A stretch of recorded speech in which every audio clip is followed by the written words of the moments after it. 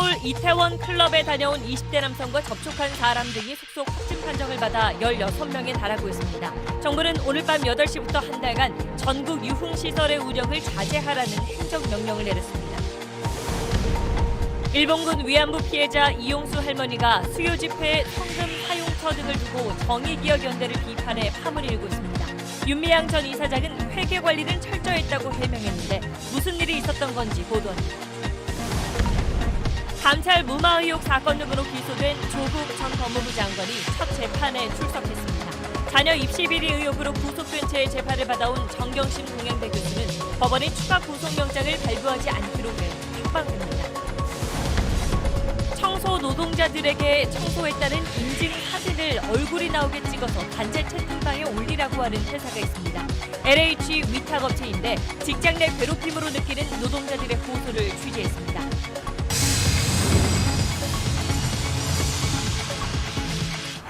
나가지 말자니까. 한 바퀴 더. 현대수소 전기차. 네, 코로나19 확진 판정을 받은 20대 남성이 그동안 서울의 이태원 클럽을 비롯해서 여러 곳을 다녔던 사실이 확인되면서 우려가 컸었는데 하루 사이에 그와 관련된 환자가 16명까지 늘어났습니다. 클럽에 같이 있던 사람들, 또 확진자의 친구, 그리고 직장 동료가 확진 판정을 받은 겁니다. 확진자가 갔던 클럽에 당시 있었던 사람을 다 더하면 최소 1,500명 정도 되는 걸로 파악됐습니다. 첫 소식 한상우 기자입니다. 황금 연휴 기간 강원도 여행을 다녀온 뒤 지난 2일 서울 이태원 클럽가를 누빈 용인 29살 남성 확진자 A씨. A씨가 들른 클럽 3곳을 방문했던 12명과 A씨의 직장 동료 등 모두 14명이 추가 확진 판정을 받았습니다. 먼저 확진된 A씨와 A씨 친구를 포함해 관련 확진자가 16명으로 늘어난 겁니다. 2일 새벽 클럽을 들렀다가 감염된 12명 가운데 군 사이버사령부 하사와 성남의료원 간호사, 외국인 3명도 포함됐습니다. 클럽에서 처음 바이러스를 퍼뜨린 걸로 추정되는 A씨는 클럽을 방문한 2일 저녁부터 증상이 나타났는데 보건당국은 클럽을 방문했을 때 A씨 전파력이 상당히 강했을 걸로 분석했습니다. 바이러스 검사를 해본 결과 바이러스의 양이 상당히 높은 거를 알 수 있어서 전염 시기가 높은 시기에 시설을 방문을 했고 특히 A씨가 방문한 이태원 킹클럽 등 클럽 3곳의 당일 전체 방문자 수가 1,500여 명이나 돼 이들을 통한 집단 감염 가능성 우려가 커지고 있습니다. 명단은 2일 새벽 전체 방문자를 기록한 자료로 보건당국은 시간대별로 특정해 밀접 접촉자를 가려낸다는 방침입니다. 하지만 명부에 가짜 연락처를 적거나 허위로 적은 사례도 많은 데다 방문자 상당수는 행적을 찾기 어려운 외국인이어서 역학조사에 어려움을 겪고 있습니다. 나도 모르는 사이에 나와 이웃들 그리고 사랑하는 가족들을 감염시킬 수 있는 이런 가능성을 모두 가지고 있다는 점을 인식해 주시기 바랍니다. 이태원 클럽 집단 감염 확진자 중에는 이달 1, 2일 방문자뿐만 아니라 4, 5일에 다녀갔던 방문자도 있는 것으로 확인됐습니다. 경기도 등 지자체의 확인 결과 확진자인 27살 남성은 지난 4, 5일에 이태원의 해당 클럽 2곳을 방문해 조사 대상 접촉자 수가 더 늘어날 전망입니다. SBS 한상우입니다. 확진자가 갔었던 클럽들은 방역 수칙을 지켰다고 주장하는 걸로 알려졌습니다. 하지만 방역 당국이 확인한 결과 정작 클럽 안에서는 마스크를 쓰지 않거나 또 사회적 거리를 지키지 않았던 걸로 조사됐습니다. 계속해서 홍영재 기자입니다. 용인 확진자 A씨가 이태원 클럽 일대를 돌아다닌 지난 2일 새벽 2시쯤 거리를 비춘 CCTV 영상입니다. 늦은 시간인데도 거리는 사람들로 북적입니다. 그런데 마스크를 쓰지 않았거나 썼어도 반쯤 내린 채 대화를 나누는 모습들이 보입니다. 이날 새벽 A씨가 다녀간 클럽 3곳은 1,500여 명이 방문할 정도로 북적였습니다. 이태원 킹클럽은 코로나19 여파로 4월 초 문을 닫은 지 지난 주말 다시 개장했는데 이 때문에 클럽 뒤편 골목으로 길게는 30m에서 40m까지 줄을 설 정도로 많은 사람들이 찾았습니다. 코로나19가 발생기 전이랑 똑같았어요. 지난주에 제일 많았어요. 해당 클럽들은 입장 전 방문객들에 대해 마스크 착용 여부를 확인하고 이름과 전화번호 등을 방문록에 적게 했다고 말했습니다. 하지만 방역당국이 확인한 클럽 내부 CCTV 모습은 달랐습니다. 그 안에서는 이제 썼다 벗었다 사람들이 보고 있다고 문제는 이제 안에서 그게 잘 유지가 안 되니까는. 그리고 방명록에 안 쓰고 그냥 들어가신 분도 좀 계신 것 같아요. Some of them was wearing mask, but I saw just morning. Like I'm starting morning 7 a.m. to work. So you saw that the people who did not wear the mask? Yeah, some of them they didn't. 또 사람들이 몰려 클럽 내에선 최소한의 사회적 거리도 지켜지기 어려웠던 것으로 전해졌습니다. SBS 홍경재입니다. 자, 확진자인 20대 남성은 클럽뿐 아니라 연휴 동안 경기도와 강원도 여행을 다녀왔었고 집 근처의 음식점과 병원도 갔었습니다. 방역 당국이 공개한 이 확진자 동선 보시고 혹시 같은 날짜에 거기 갔던 분들 가운데 의심 증상 있는 분들은 꼭 확인해 보시기 바라겠습니다. 한지연 기자가 정리했습니다. A씨는 지난달 30일 친구 3명과 함께 자가용 차량으로 1박 2일 여행을 다녀왔습니다. 경기도 가평군 남이섬 일대를 여행한 뒤 대명 비발디로 이동해 숙박했고 이튿날인 5월 1일 오후 5시쯤 용인 자택으로 귀가했습니다. 이후 다시 외출해 주변 음식점과 주류 전문점을 방문한 뒤 밤 11시쯤 광역버스 8100번을 타고 서울로 이동했습니다. 이튿날 새벽 4시 40분 택시로 귀가할 때까지 용산구 이태원 일대에 5시간 정도 머물렀습니다. 0시부터 3시 반까지는 킹클럽, 3시 반부터 20분간은 클럽 퀸을 방문했고 그 사이 1시쯤부터 40분 동안은 트렁크라는 이름의 클럽을 들렀습니다. 보건당국은 이날 새벽 이 남성에게 발열, 오한 등의 증상이 나타나기 시작했다고 보고 있어 동선이 겹치고 증상이 있다면 진단검사를 받을 필요가 있습니다. 다음 날인 3일엔 수원의 이비인후과와 또 같은 건물에 있는 약국을 방문했고요. 4일 하루는 집에 머물다 이튿날인 5일 기흥구 보건소에서 코로나19 검사를 받았는데 다음 날 확진 판정을 받았습니다. A씨와 이태원 클럽에 동행했던 안양 거주 31살 확진자도 어제 아침 확진 통보를 받기 전까지 의왕과 부천, 서울을 방문하고 이동 시 지하철 등 대중교통을 이용해 역학조사가 진행될수록 접촉자가 크게 늘 수 있습니다. SBS 한지연입니다. 자, 서울 이태원 클럽에 갔다가 확진 판정을 받은 사람 가운데는 경기도 성남시 의료원의 한 간호사도 있습니다. 그 간호사는 그날 이후에 이태원의 클럽을 2차례 더 갔던 걸로 확인됐습니다. 이 내용은 권영인 기자가 취재했습니다. 경기도 성남시 의료원입니다. 이병헌 간호사 26살 B씨가 어제 코로나19 확진 판정을 받았습니다. 5월 6일 날 왔을 때는 수술실에 들어가서 그 작업을 좀 했대요. 근데 그때 당시에 같이 접촉한 사람은 없다고 해서 그를 지금 폐쇄를 시켰고. B씨는 지난 2일 용인 확진자 A씨와 같은 시간에 이태원 클럽에 있었습니다. 4월 30일부터 그제까지 휴가였는데 지난 2일 용인 확진자 A씨와 접촉한 뒤에도 3일과 5일 이태원의 클럽을 다시 찾았던 것으로 확인됐습니다. 이 간호사가 몇 번 갔다고 그랬죠? 클럽을 3번 갔다고 그랬던 것 같아요. 3번 갔다 그러더라고요. 언제죠? 5월 2일, 3일, 5일. 보건당국은 B씨의 동선을 추가로 확인하고 있는데 코로나19가 초기 무증상 상태에서도 전파력이 높다는 특징을 감안하면 3일과 5일 추가 감염이 일어났을 수도 있습니다. 해당 간호사는 지난달 26일까지 코로나 환자 격리병동에서 일하다 수술실로 근무지를 옮겼지만 코로나19 감염 검사를 받지는 않았습니다. 따라서 병원 내 감염 가능성도 완전히 배제할 수는 없습니다. 용인 확진자 A씨와 직장 동료 1명이 코로나19 확진 판정을 받으면서 2사람이 다니는 회사 건물 전체가 폐쇄됐고 직원 800여 명은 재택근무에 들어갔습니다. SBS 권영인입니다. 네, 주로 젊은 사람들이 많이 가는 클럽에서 걱정했던 일이 일어나자 방역당국은 오늘 밤부터 한 달 동안 전국 유흥시설의 운영을 자제하라는 행정명령을 내렸습니다. 서울 이태원에 나가 있는 저희 취재기자를 불러보겠습니다. 박찬범 기자. 네, 이태원 집단 감염의 첫 번째 확진자가 나온 클럽 앞에 나와 있습니다. 네, 금요일 밤인데 그렇게 사람은 많지 않아 보이는데요. 확진자가 갔었던 클럽들은 지금 문을 닫은 상태인 거죠? 네, 이 클럽은 긴급 방역 소독이 진행된 다음에 제 뒤로 보이는 것처럼 영업이 중단된 상태입니다. 확진자가 다녀간 또 다른 클럽 2곳도 일시 폐쇄 명령이 내려진 다음에 현재는 문을 닫았습니다. 오늘 오전부터 이태원 클럽 추가 확진자 소식이 나와서 그런지 금요일 밤 치고는 거리가 비교적 한산한데요. 확진자가 다녀간 클럽 주변 음식점이나 주점도 문을 열지 않은 곳이 많고 문을 연 가게들도 손님들이 많이 보이진 않습니다. 자, 당국이 그 클럽들 포함해서 전국 유흥시설의 이제 운영을 자제해 달라고 했는데 그러면 앞으로 어떤 점이 달라지는 건가요?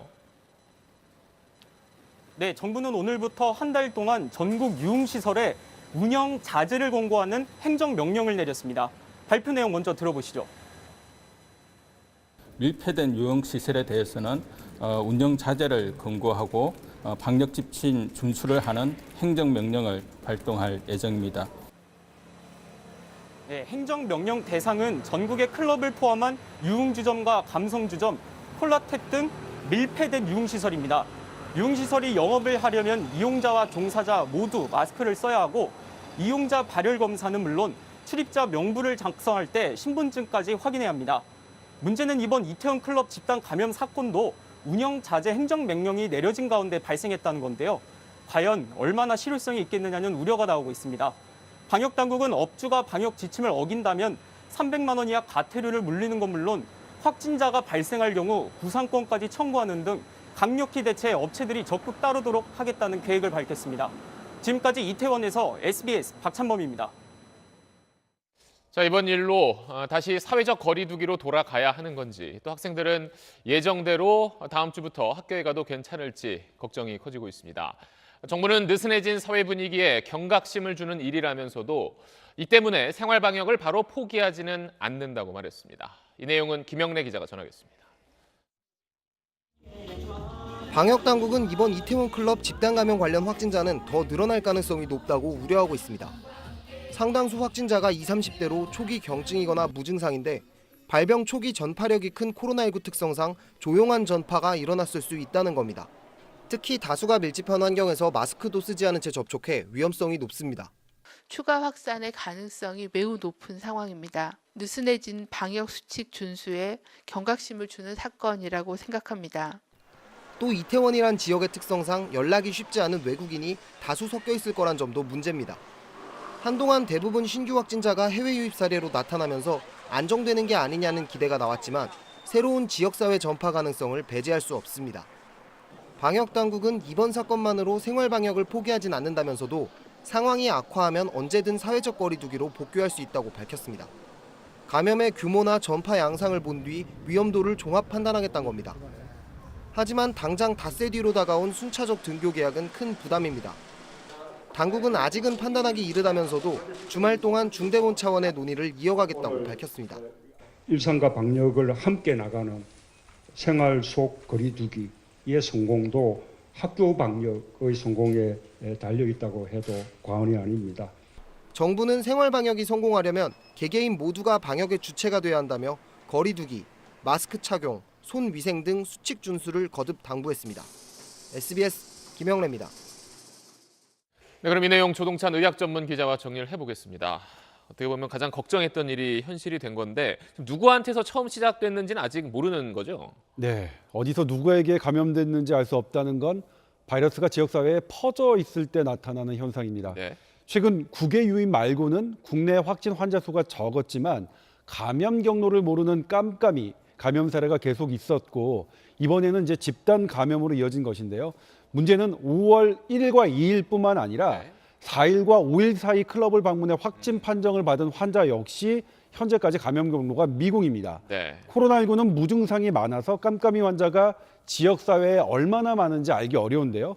미국 뉴욕에서는 실제 환자가 확진 판정 받은 숫자보다 10배나 많다는 보고가 있었는데 우리나라는 이 정도는 아니겠지만 깜깜이 감염이 집단 감염으로 확대될 위험성은 여전히 있다고 봐야 합니다. 이제 걱정되는 게 아까 저희가 머릿 기사로 전해드렸습니다만 이제 클럽에 있던 사람이 다 합치면 적어도 이제 1,500명 정도 된다는 건데 그럼 혹시 다시 환자가 확 늘어날 수도 있는 건가요? 네. 첫 번째 환자로 추정되는 용인 29세 남성과 1,500명이 접촉한 시점이 5월 2일인데 네.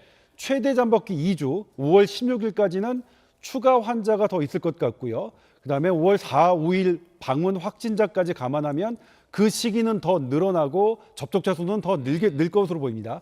다행스러운 건 확진자들이 30대 이하 젊은 층이어서 대부분 증세가 가볍습니다. 네. 추가 환자가 나오더라도 인명피해는 크지 않을 것 같은데요. 다만 1차 접촉자와 2차, 3차로 접촉할 수 있는 고령자, 만성질환자들은 위험할 수 있으니까 주의해야겠죠. 근데 얼마 전에 이제 부산에서도 이제 확진자가 클럽에 다녀갔던 일이 있었는데 그때는 이렇게까지 번지지 않았었는데 이번하고 뭐가 다른 건가요? 네, 침방울에 섞여 있는 바이러스의 양은 코로나19 환자마다 다 다른데요. 네. 이번 이태원 클럽 초기 확진자는 침방울 바이러스 농도가 높은 것으로 확인됐습니다. 바이러스 배출량이 많은 환자가 환기가 잘 안 되는 공간에서 머물면 꼭 클럽이 아니더라도 많은 사람이 감염될 수 있습니다. 네. 그리고 앞서 이제 김영래 기자 리포트에서도 봤지만 이제 학생들을 이제 학교에 보내도 되는 건지 이제 부모님들 입장에서 걱정이 많을 텐데 좀 어떻게 보시나요? 네, 보건당국도 고민하고 있을 테지만 이태원 집단 감염만으로 등교 정책을 바꿀 것 같지는 않습니다. 네. 클럽과 달리 학교는 마스크를 쓰도록 관리할 수 있고 기침이나 열이 있는 유증상자를 미리 가려낼 수 있기 때문인데요. 다만 최대한 예방을 한다고 해도 등교했을 때 코로나19 추이가 크게 변한다면 다시 휴교로 돌아갈 가능성은 있습니다. 네, 알겠습니다. 조동차 의학 전문 기자와 정리해봤습니다. 역사에서 한 증언입니다. 꼭 이 얘기를 해야만 되는데 너무도 부끄럽습니다. 네, 지난 2007년 미 하원 위안부 피해 청문회에서 일본군 만행을 낱낱이 밝혀 미 의회 결의안을 이끌어낸 이용수 할머니입니다. 30년 가까이 세계 곳곳에서 위안부 피해를 알리고 수요 집회에서 주도적 역할을 해온 이 할머니의 사연은 영화로 만들어지기도 했는데요. 이런 이용수 할머니가 수요 집회를 주최하는 정의기억연대와 이 단체를 이끌었던 윤미향 전 이사장을 비판하고 나섰습니다. 무슨 이유인지 먼저 정준호 기자가 보도합니다. 이용수 할머니는 어제 대구 기자회견에서 30년 가까이 참석해온 수요 집회와 연을 끊겠다며 수요 집회 불참을 선언했습니다. 저 생각입니다. 지금 저 각오입니다. 저는 수요 대본을 마치랍니다. 수요 집회를 이끄는 정의기억연대가 위안부 피해자를 위한 성금을 어디에 쓰는지 알 수 없다고 주장했습니다. 전국의 할머니들로 위에가 그 돈을 내는 겁니다. 모금을 내는 건데 이것은 전국 할머니들한테 쓰는 게 아니고 도대체 어디에 쓰는지. 논란이 일자 정의기억연대는 모금한 돈은 회계감사를 통해 검증받고 공시 절차를 통해 공개되고 있다며 이 할머니에 대한 지원 내역을 공개했습니다. 1992년과 1993년 이 할머니 지장이 찍힌 생활지원금 영수증과 3년 전 이 할머니 등 일본의 출연금을 거부한 할머니 8명에게 1억 원씩 지급한 사실과 송금 내역도 밝혔습니다. 지급하는 돈은 이런 현금 말고도 그간 30년간 피해자들이 나서서 증언 활동을 하셨잖아요. 네. 국내외로 세계에 다니셨습니다. 네. 그리고 수요 씨도 늘 오시고 그런 비용들이 어디서 나갔겠어요. 정의연 측은 연락이 닿는 대로 이 할머니를 찾아가 오해를 풀겠다며 이번 일을 정의연 활동에 부족한 점이 없었는지 돌아보는 계기로 삼겠다고 밝혔습니다. SBS 정준호입니다. 당사자인 윤미향 당선인은 최용상 가자평화인권당 공동대표가 이 할머니를 부추겨서 사실과 다른 회견을 하게 했다는 입장입니다. 최 대표는 회견을 도왔을 뿐이라고 반박했습니다. 윤나라 기자가 보도합니다. 윤미향 전 정의기억연대 이사장은 지난 4.15 총선에서 시민당 비례대표로 당선됐습니다. 윤 당선인은 비례 후보를 신청할 땐 이용수 할머니가 잘했다라고 말해줬지만 지금은 문제를 해결하고 가라는 걸로 입장이 바뀐 거라고 해명했습니다. 그러면서 이 할머니 주장의 배후로 기자회견장에 있던 가자 평화인권당의 최용상 공동대표를 지목했습니다. 최 대표가 이 할머니를 부추겨 어제 기자회견이 이루어졌다는 겁니다. 그러면서 강제동원 피해자 지원 활동을 해온 최 대표가 시민당 공천에서 떨어진 뒤 위안부 할머니들이 어떻게 강제동원 피해자들보다 더 대우를 받느냐며 자신과 정의기억연대를 비난했었다는 주장도 덧붙였습니다. 이에 대해 최 대표는 이 할머니가 지난 3월 말부터 기자회견을 열자고 했고 공천과는 무관하다고 반박했습니다. 제가 할머니 뒷조정할 수 있는 능력도 없고 할머니가 연락 와서 제가 기자 불러드리고 도와드린 것이 전부인데 이 할머니가 일본 정부의 10억엔 출연 같은 2015년 한일 위안부 합의 내용을 윤 당선인만 먼저 알고 있었다고 언급한 데 대해선 윤 당선인은 SBS 기자에게 보낸 문자 메시지에서 소녀상 철거, 불가역적 해결 표현 등 구체적인 내용이 제외된 개략적인 내용만 합의 전날 통보받았을 뿐이라며 전체적인 합의 내용은 발표 당일에야 알았다고 해명했습니다. SBS 윤나라입니다. 네, 청와대 민정수석 시절 유재수 전 부산경제부 시장에 대한 감찰 무마 혐의 등을 받고 있는 조국 전 장관이 오늘 첫 재판에 출석했습니다.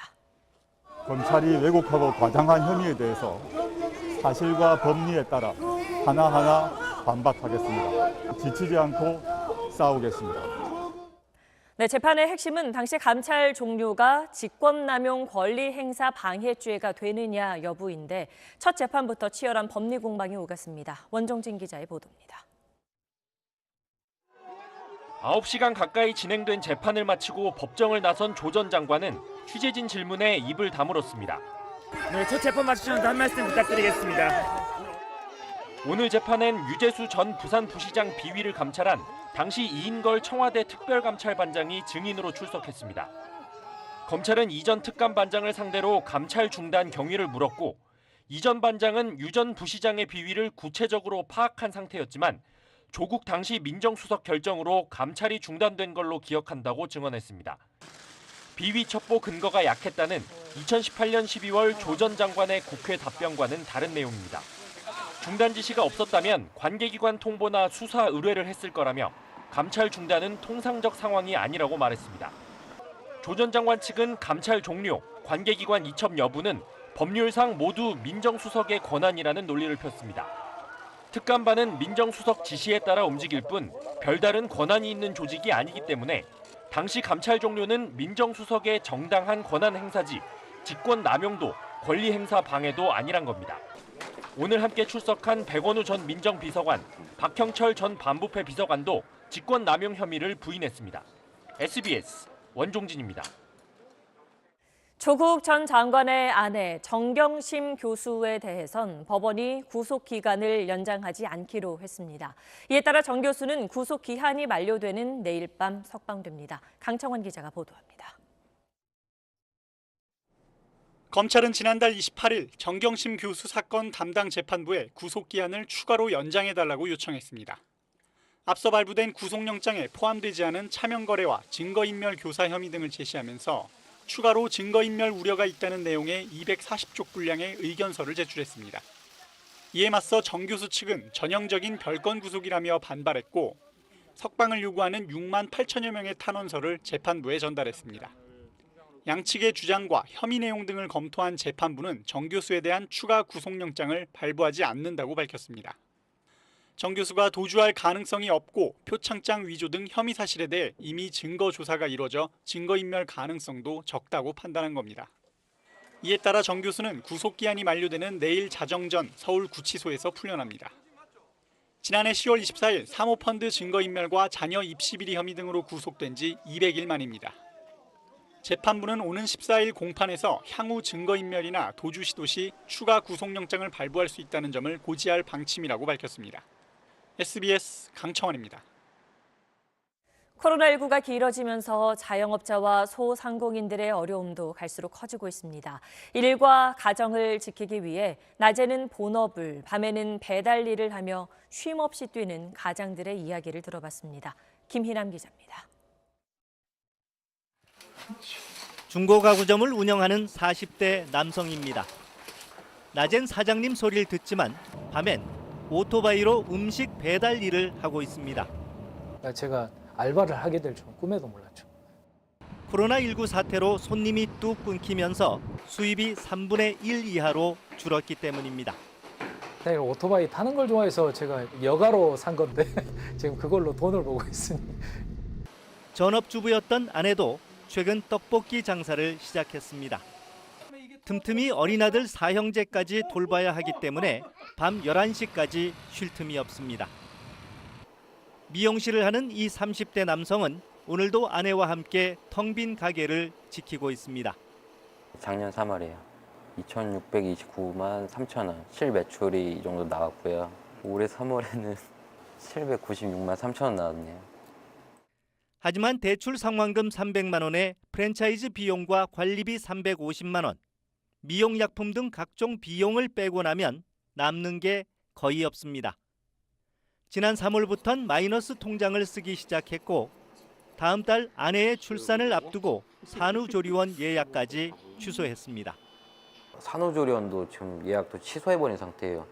왜냐면 그 비용을 감당을 못하니까. 그도 결국 낮엔 헤어 디자이너, 밤엔 음식 배달원이 됐습니다. 번호 수집상인 30대 남성, 있는 적금을 다 깨고 빚내서 생활하고 있지만 얼마나 더 버틸 수 있을지 모른다고 말합니다. 내가 잘해서 잘 견딜 수 있을까? 긍정적으로 생각하다가도 이렇게 한 번씩 눈물이 나기도 하더라고요. 경제 위기가 장기화하면 일과 가정 모두 위기를 맞을 수 있습니다. 이 때문에 재난지원금 같은 일회성 대책보다 고용 안정 등 근본적인 대책이 더 중요하다고 전문가들은 말합니다.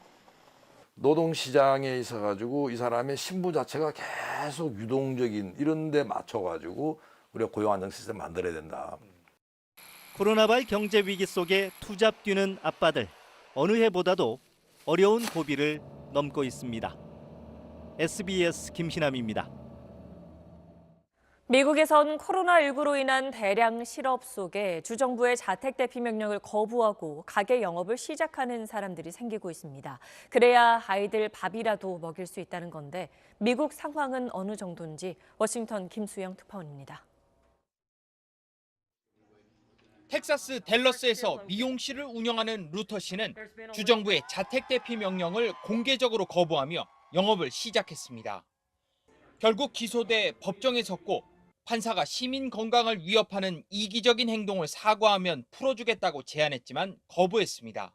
Feeding my kids is not selfish. The law is more important than kids getting fed. Then please go ahead with your decision. $7,000의 벌금과 7일 구금형을 선고받았지만 모금 운동이 일어나면서 순식간에 $500,000 넘게 거쳤습니다.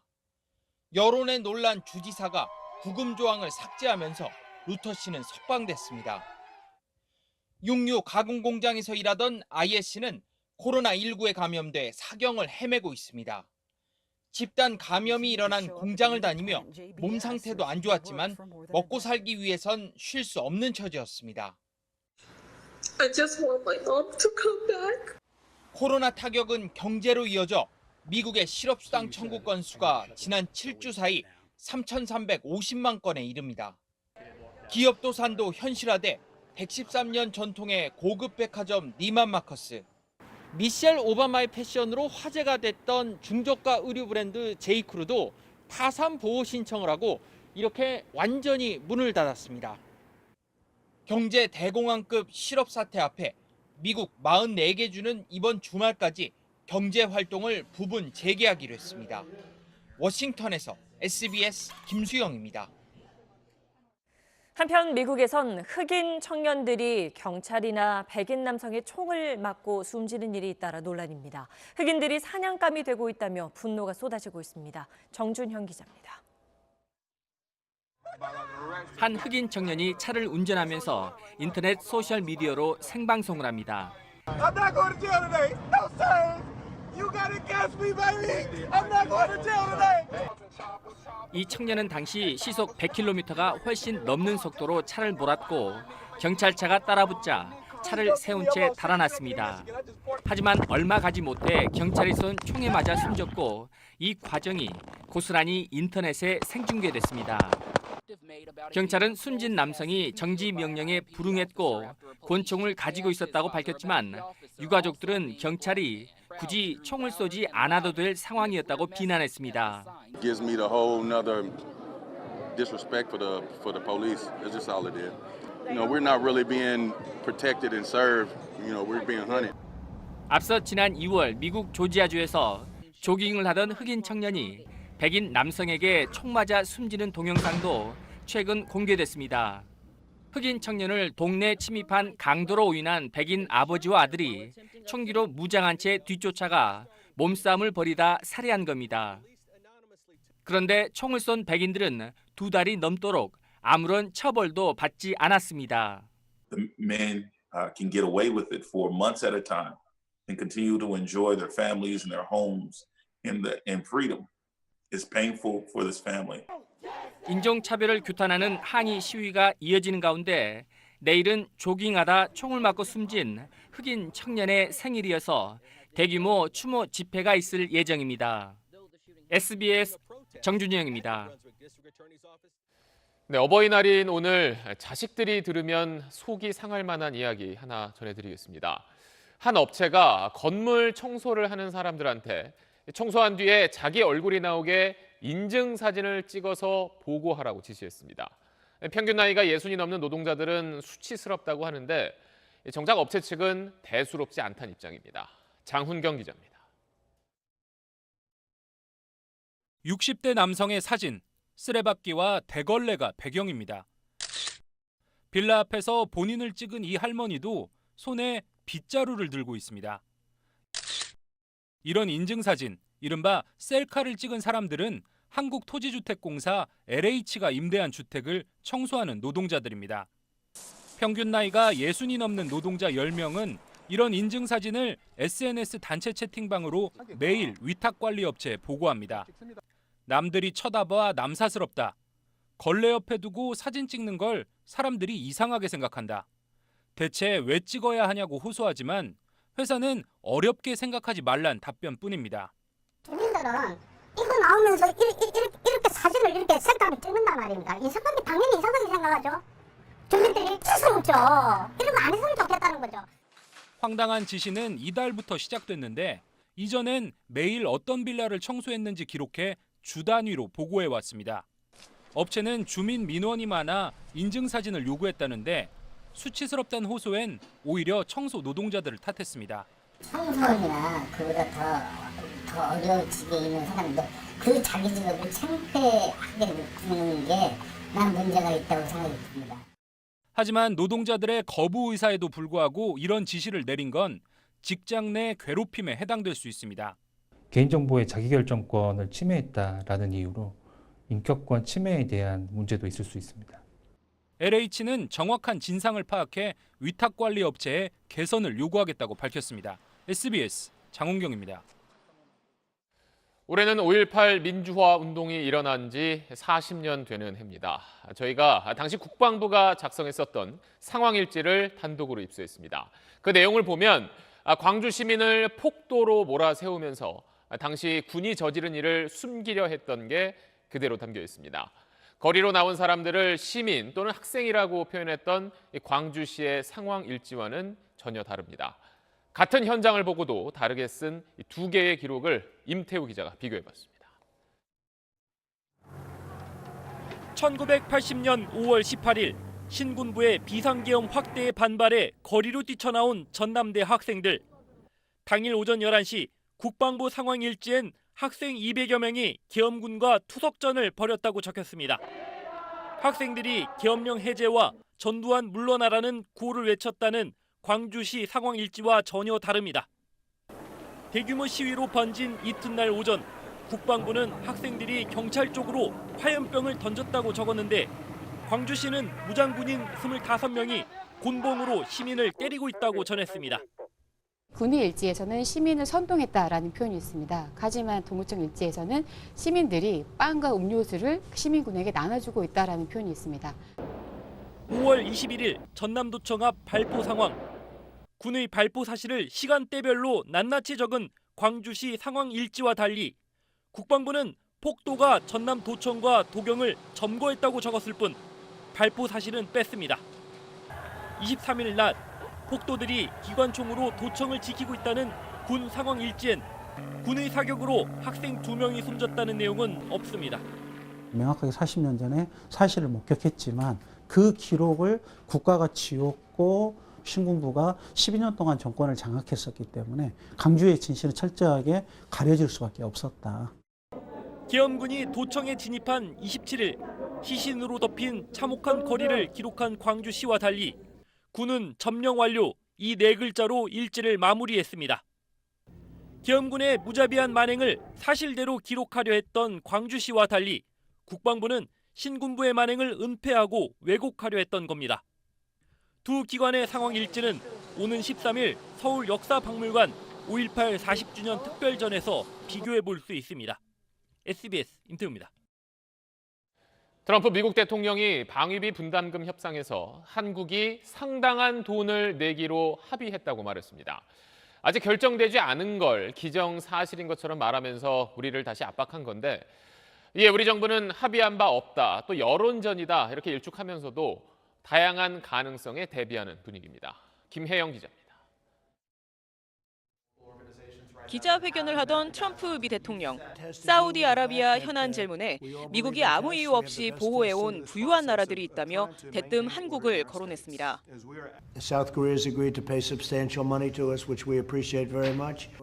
증액에 합의했다는 식의 트럼프 발언은 지난달 29일에 이어 두 번째인데 특유의 과장 화법으로 기정사실화하는 압박 전략으로 보입니다. 미 행정부 고위 당국자도 50% 가까이 올리는 13억 달러가 미국 요구안이 맞다며 이례적으로 한국 언론에 확인해주는 등 일종의 여론전에 나섰습니다. 정부는 사실 무근이라고 일축했습니다. 청와대 관계자는 협상은 진행 중 합의된 게 없다고 강조했고, 정부 당국자들 사이에선 여론전일 뿐이다, 국가 간 협상 기술이 아니라는 냉소적 반응과 함께 한미 실무선에서 정리됐던 13% 안을 거부해 협상을 꼬이게 한 건 트럼프 대통령이라는 지적도 나왔습니다. 외교부는 미국의 13억 달러 안이 전해진 어제부터 추가 양보는 없다고 선을 그었습니다. 수용 가능하려면 그 협상 결과는 어느 쪽이 보기에도 합리적이고 공평해야 하는 것입니다. 이런 강경 기류 속에서도 미국이 관세 등 경제 사안으로 압박 수위를 높일 수 있다는 점에서 다양한 경우의 수에도 대비하는 분위기가 읽힙니다. SBS 김혜영입니다. 6.25 전쟁에 함께했던 16개 참전국과 또 의료 지원을 했던 나라들에게 정부가 마스크 100만 장을 보냅니다. 정부는 앞서 해외 입양인에 이어 인도적 차원의 마스크 지원을 확대하기로 했습니다. 이 소식은 김학휘 기자가 전하겠습니다. 공군 수송기에 연이어 상자들이 실립니다. 70년 전 6.25 전쟁 당시 한반도로 달려왔던 미국 참전 용사들에게 전달할 마스크입니다. 마스크 50만 장을 공중 수송하겠습니다. 정부는 평균 88살 고령이 된 해외 참전 용사들에게 마스크 100만 장을 지원하는데 전체 참전 용사의 90% 이상을 차지하는 미국엔 50만 장, 나머지 50만 장은 영국과 캐나다, 터키 등 21개 나라에 전달합니다.